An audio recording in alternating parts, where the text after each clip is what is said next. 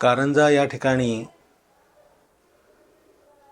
परमपूजनीय गुरुदेव यांच्या चरणी मी अक्षरशः पहिल्यांदा कुठल्या वर्षी आलो मला वाटतं एकदम हे पण आठवत नाही, पण अनेक वर्ष आता मला इथे येता येता झालेली आहेत.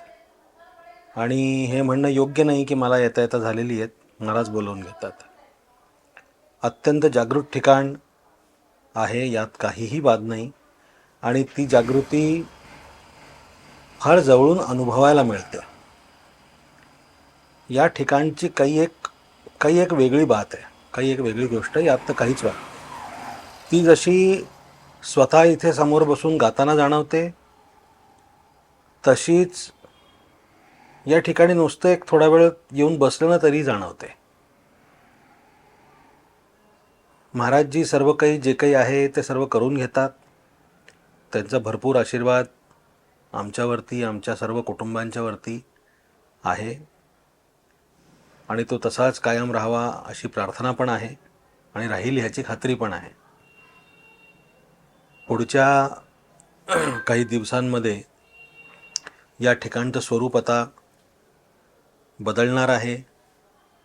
एक नवीन मोठं स्वरूप सर्वांच्या समोर उभं राहणार आहे अशी सूचना मला मिळाली. ते लवकरात लवकर महाराज पूर्ण करून घेतील आणि चांगलं स्वरूप सर्वांच्या समोर येईल ह्याची एक खात्रीही आहे. पण हे जे जुनं स्वरूप आहे ते फार सुंदर आहे. पण वेळेनुसार काही गोष्टी आपल्याला गरजेच्या असतात, त्याच्यामुळे आपल्याला बदल घडवावा लागतो. तरीही ही पूर्ण वास्तू अत्यंत सुंदर आहे. त्याच्यामध्ये काही वेगळे व्हायब्रेशन्स आहेत, काही वेगळ्या गोष्टी आहेत. या सर्व पूर्ण कार्यासाठी जे काही काम होणार आहे त्याच्यासाठी आणि लवकरात लवकर व्हावं या सर्व गोष्टींच्यासाठी मी संस्थानाला, सर्व लोकांना खूप खूप अभिनंदन करतो.